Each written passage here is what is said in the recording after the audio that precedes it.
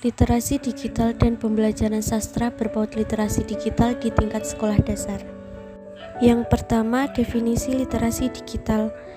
Literasi digital adalah keterampilan pribadi dalam menghadapi teknologi digital dan sarana komunikasi untuk akses mengelola, mengintegrasikan, menganalisis, mengevaluasi informasi, dan membangun pengetahuan baru, untuk menciptakan dan berkomunikasi dengan orang lain, untuk berpartisipasi secara efektif dalam masyarakat.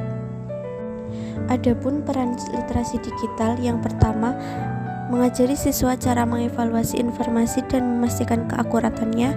Yang kedua, mengajari siswa bisa jaga etika dalam bermedia sosial. Yang ketiga, mengajari siswa agar tidak melakukan penyebaran sara, pornografi, dan aksi kekerasan.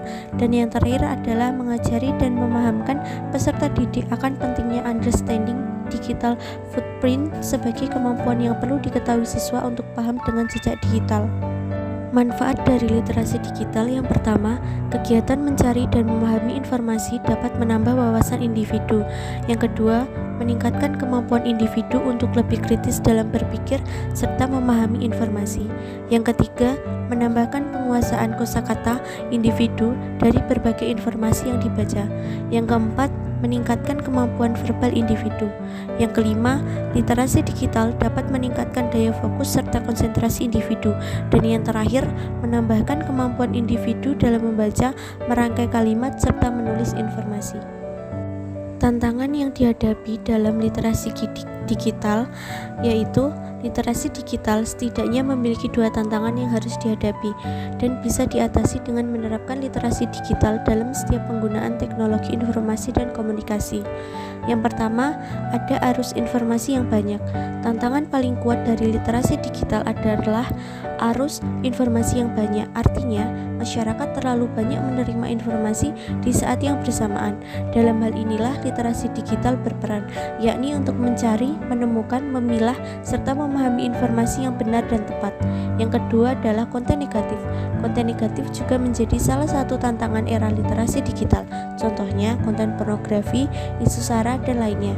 Kemampuan individu dalam mengakses internet, khususnya teknologi informasi dan komunikasi, harus dibarengi dengan literasi digital, sehingga individu bisa mengetahui mana konten yang positif dan bermanfaat, serta mana konten negatif. Lalu, materi selanjutnya yaitu tentang pembelajaran sastra berbaut literasi digital di sekolah dasar. Dalam pembelajaran bahasa dan sastra, literasi digital dapat membantu siswa memahami dan mengapresiasi bahasa dan sastra dengan cara yang lebih kreatif dan interaktif. Melalui penggunaan teknologi, siswa dapat membaca karya sastra yang beragam, mengeksplorasi konteks sejarah dan budaya di balik karya sastra tersebut, dan juga dapat memproduksi karya sastra mereka sendiri dengan bantuan teknologi.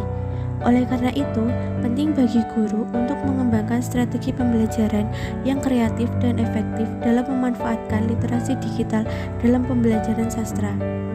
Beberapa strategi pembelajaran yang dapat digunakan oleh guru adalah: yang pertama, membuat e-book atau digital storybook. Guru dapat membantu siswa dalam membuat e-book atau digital storybook yang berisi karya sastra yang mereka pelajari. Siswa dapat menambahkan gambar, video, dan suara untuk memperkaya pengalaman membaca mereka. Yang kedua, menggunakan media sosial. Guru dapat meminta siswa untuk membuat akun media sosial kelas atau grup diskusi untuk membahas karya sastra yang mereka pelajari. Siswa dapat berbagi pendapat mereka dan juga dapat berinteraksi dengan siswa dari kelas lain yang membaca karya sastra yang sama. Yang ketiga, membuat blog atau vlog bersastra.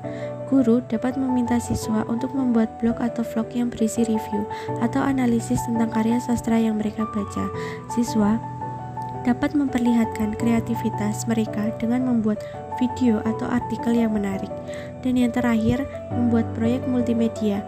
Guru dapat meminta siswa untuk membuat proyek multimedia tentang karya sastra yang mereka pelajari. Proyek ini dapat berupa video animasi, presentasi, atau podcast yang melibatkan pengguna teknologi. Sekian dari saya, terima kasih.